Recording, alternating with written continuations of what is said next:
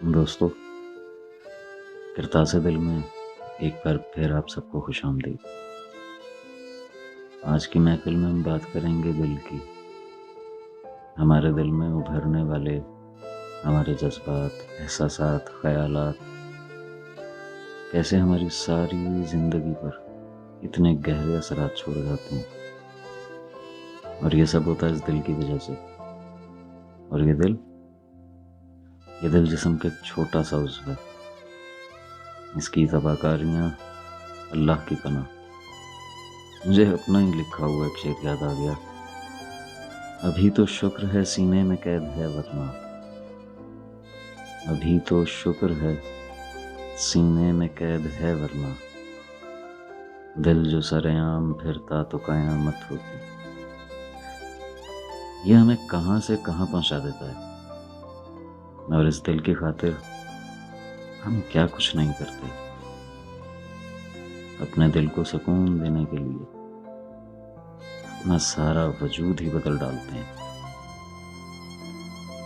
جب اس دل میں محبت پیدا ہوتی ہے نا، تو پھر جنم لیتی ہے محبت کی کہانی، محبت کی سچی کہانی، سارم اور میرب کی کہانی۔ سارم MBA میں گولڈ میڈلسٹ ہے، میرب ایک ڈاکٹر ہے، اور دونوں کی خاندانی شناخت بھی بہت مضبوط ہے۔ یہ دونوں ایک دوسرے سے بہت پیار کرتے ہیں،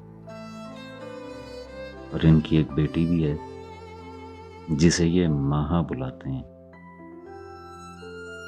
تو مجموعی طور پر ایک قابل رشک فیملی ہے، مگر یہ تو اس کہانی کا اختتام ہے۔ اصل کہانی تو شروع ہوتی ہے صاحب آج سے بہت سال پہلے، جب سارم اور میرب اسکول جایا کرتے تھے۔ دونوں نے نہ کبھی ایک دوسرے سے بات کی تھی، نہ کبھی دیکھا تھا، نہ ملے تھے۔ دونوں الگ الگ شہروں میں اپنی اپنی بچپن کی زندگی بہت مزے سے گزار رہے تھے۔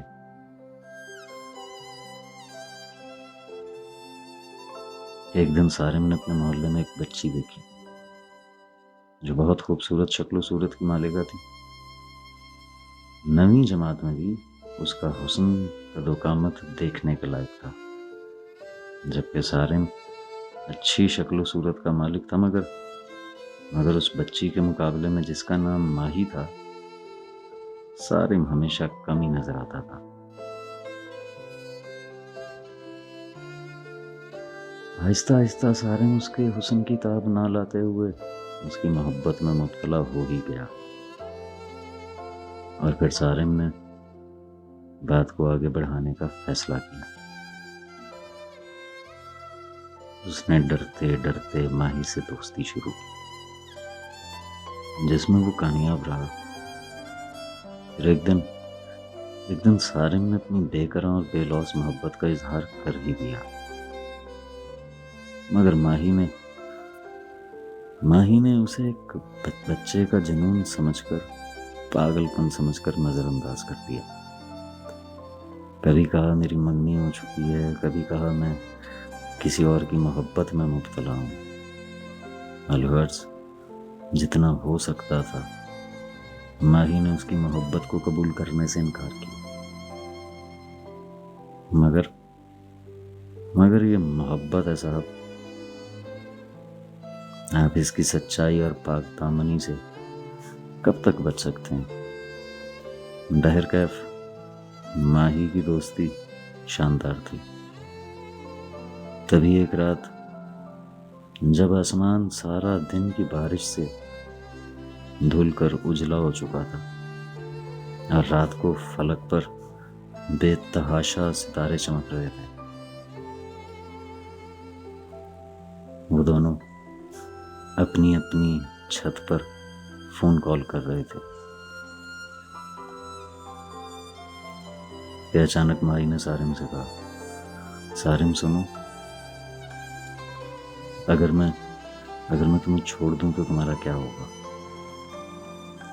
سارم نے بھرائی ہوئی آواز میں کہا، اگر کوئی آئینہ تم آسمان کی بلندی سے چھوڑو اور وہ زمین سے اپنی پوری طاقت سے ٹکرائے تو اس آئینے سے کہیں زیادہ میں بکھر جاؤں گا۔ ماہی یکایک خوشی سے سرشار ہو کر اترا کر بولی، یہ بتاؤ مجھ سے کتنی محبت ہے تمہیں؟ صارم نے کہا کہ الفاظ نہیں ہیں میرے پاس، مگر ماہی اصرار کرتی رہی کہ مجھے اپنے عاشق کی محبت کو دیکھنا ہے۔ اور صاحب یہ تھا وہ پہلا لمحہ جہاں ایک عاشق سے ایک شاعر کا نزول ہوتا ہے۔ شاعر نے جنم لیا اور کچھ سادہ سے ٹوٹے ہوئے الفاظ کو ایک لڑی میں پرو کر مذہب محبت میں کپ کپاتی ہوئی آواز اور بکھرے ہوئے لہجے سے پہلی بار اذان عشق دی۔ صارم نے پہلی بار نظم کہی، میرے محبوب میرا دل تم سے ایسی محبت چاہتا ہے جیسے پھول خوشبو سے، ستارے آسمان سے، چاندنی چاند سے، پرندے آشیانے سے، دل دھڑکن سے، شاعر شاعری سے، سمندر کنارے سے، اور میں تم سے، اور تم میرے دل کو سدا ایسی ہی محبت دینا۔